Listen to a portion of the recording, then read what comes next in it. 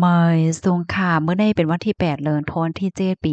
2026ในตอนแรกค่ะใส่มาขอมีข่าว2ตอนเดี๋ยวมาเปิ้นเผาค่ะอ่อนตั้งเปิ้นได้ก่อเฮาค่ะมาถ่อมด้วยข่าวงาวเส้นตั้งลมแรงลงค่ะมีข่าวงาวออกมาว่าลมแรงลงใต้ฝุ่นปาหวีในไหนเตเข้าไต้หวันและดังเมืองแขในเมื่อวันที่7เดือนธันวาคมที่7ปี2026ในมีข่าวงาวออกมาว่า อยู่ที่ห้องการฝ่ายฟิล์มฟ้าราศีค่ะไล่ออกมาเปิ้นเผาปันฟังว่าลมแรงหลงใต้ฝนบาหวีในค่ะมันไหนก็ลุกมาดีตั้งปอตอนสมุทรแปซิฟิกเสียก็มีตื้อตั้งดีเดสืบมาตั้งปอตอนโกนไต้หวันเฮาก็เดจางคืนฝั่งตีหิมห้อมฝ่ายป้อนวันออกของเมืองแขในวันที่11ต่อถึง12เดือนธันวาคมที่7ปี2026ในเฮ็ดจังได๋อ้อก้อยกะว่าจ่องมันเต็มมีลองเป็นไปแหลกหลายเต็มโหนะมือเหลียวในแต่ก็เพราะว่าด้วยสายหงายเงาลายแต่ก็มันมงจูเมืองแขไว้เฮ็ดไหนค่ะเพราะถามว่าร่มเลี่ยงลงลุกในๆจ่องมันเตเข้าเมืองไทยเมืองโฮมตุ่มหือไหนแต่ก็เลยฮู้ว่าเข้าไหนค่ะอ้อก้อยกะว่าสายหงายเงาลายที่เป็นหือไหนแต่ก็เฮาข่าวก็หลุนเลยสึก ไปโดยกว่าว่าเฮ็ดจังได๋อะค่ะเพราะว่าเฮาค้ามาด้วยในแคบฮักเนี่ยก็จังหนังว่าค่ะเนาะมันเนี่ยก็มงจู้ตีเมืองแขเฮ็ดจังได๋ค่ะพี่น้องเฮาเขาถ่อมข่าวงาวโหนยาวหันเถินจังหือพองคอมมอนตอนในคาลิปีมาที่ห้องการข่าววอกพอยต่างไว้เนี่ยค่ะอ้อเพราะว่ามีรองคืบหน้าจังหือในเดี๋ยวมาสืบเปิ้นแพ่ปันพี่น้องค่ะกว่าเที่ยงนะคะเนาะบางปอกในก็หลีอ้ามยาค่ะเนาะลุ่มเลี่ยงลงอันในเมื่อแต่มันให้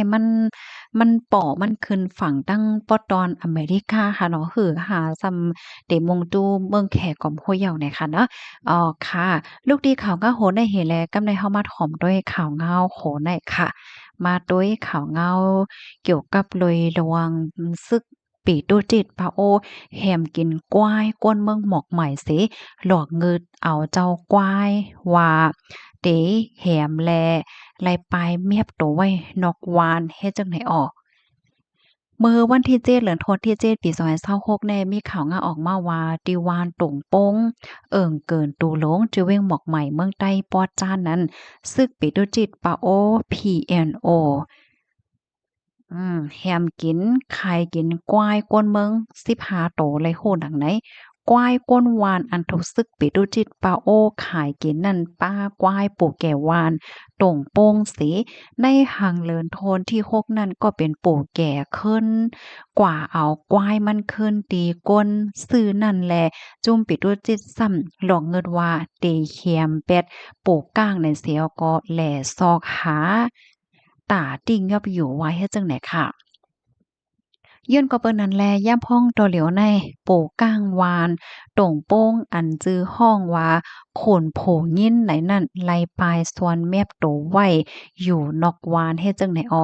ซ้ายข่าวลาดดีสื่อแม่ของว่ากวายโปก้าง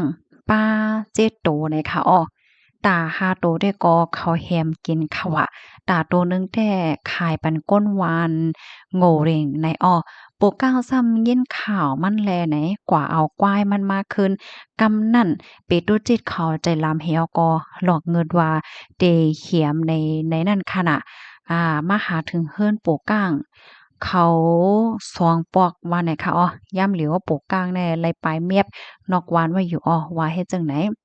กวายก้นเมือง15โตวอันซึกปิตุจิตปะโอเขาแหมกินในเป็นกวายก้นหวานร้อนๆ อันหลอกเงินว่าได้เฮียมโปกก้างอันว่านั่นซ้ำเป็นเกียมจอมหารขนแลเกียมจอมหารขนป่ออันมีเอ็นแห้งลูกน้อง14ก็เป็นลูกน้องเจ้าแสงฟ้าโหกว้านแจดอนโหนำในเหย้าสืบลาดเที่ยงว่าเขามาหาถึงเฮิรน2ปอกค่ะในหางเลินโป้นนั่นสิในวันที่3เลินแน่เขาอ่านมายอบโปกก้าง กวยปลูกก้างซ้ำปลายแลมาป้อป่งเฮิรนปลูกก้างเขาก็ก้วยหลอกว่าป้อทบหันเตเขียมลู่เซียงไหนอ้อหันเข้ามาปันเงินก้นเทาแข็งแรงในวาน2เกาะ1เกาะไหลใน50,000ป้อเอาปุ่งเขาเฮป้อเอาปุ่งเขาเฮกว่าขึ้นอ้อว่าเฮ็ดจังไหน ก้นวาน ตรงโป้งในมีฟิงฮิตห้อยมาเจียมไหลใกล้แหล่เอาโว้กว้ายเจ้าเก่ากว่าปล่อยกินเยอะในเถินตั้งตกวานเสป้อถึงขิงข้าวผกข้าวซอมจังกว่าห้องมาเฮินขึ้นในเถินนั่นปีได้ซึกปีตุจิตปาโอเขามาปักอยู่เสแหล่ลากเตียบไม่ขายย้อนขว้างอยู่เศร้ากุ้ยก้าค่ะเคียมขายเคียมกินป้าโวกว้ายก้นวานเทียง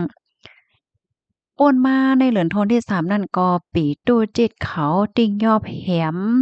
ก้นวานต่องป้องสองก็อันกว่าหากว้ายในเถินนั่นเหมือนกันเสเทียงก็นึงแต่ไล่เอาเงินกว่าโทดเอาซา8แสนจังปล่อยปันขึ้นซึ่งปีตู้จิตเปาโอไหนตึกยื้อกันดังจุ่มลูกเพิ่นซึ่งมานเสอัดถำมาเก็บของดีก้นเมืองก้วยมกาลักเอาของหลายก้นวานแล เขียมก้นวานเคยใหญ่เนี่ยค่ะข้อมูลตอนในคลิปเป็นมาที่ห้องการข่าวเงาหางเสียงใต้ต่างไว้เนี่ยค่ะอ๋อพี่น้องเฮาค่ะถอมข่าวเงาโหนในยาวหันถึงจังหือพองค่ะแน่พี่น้องเฮาค่ะหันถึงว่าเป็นไรอยู่ค่ะซึกปีตุจิตเขาในเขามีลงเฮ็ดตาสร้างจังไหนเตอยู่ห้าในพี่น้องค่ะหันถึงจังหือปันดาหันถึงมาไลเนี่ยค่ะเพราะว่าเฮาค่ะมาถอมด้วยข่าวโหนในก็เป็นรองดีอันลีตอกตกใจแท้ๆค่ะนะเฮียงเลยว่าจังนั้นแหน ปีตุจิตเนี่ยค่ะเนาะปีตุจิตเนี่ยเป็นความมันเนาะเพราะว่าเป็นความใต้ก็บอกว่าซึกก้นเมืองเจ้าแม่นค่ะเพราะว่าซึกก้นเมืองเนี่ยจ้อมหนังตีอันป่องใจเข้าใจได้ก็มันเป็นซึกอันต้วยหลวมในเอิงในวานด้วยปันลองห่มโลมลอดเพก้นวานก้นเมืองเมื่อก้นวานก้นเมืองทบตั้งอย่าเพิดว่าสังว่าเฮ็ดจังไหนก็จอยแกดกลางปันก้นวานว่าสังว่าเฮ็ดจังนั้นน่ะเนาะเจ้าแม่นค่ะก้อยก็ว่าอันได้ซ้ำ กันด้อยๆค่ะล่ะสำหรับมันลักกินวัวกินหางก้นวานไหนมันถ่อมยาวมันเหมือนหือไว้ก่อมโฮเด้ค่ะเนาะจึงหือนี่ก็ปันตักหันถึงบ้านไลเด้ค่ะพี่น้องเฮาค่ะยินสมบูรณ์ก็ดีรับถอมปันแห้งค่ะเอามาสูงค่ะ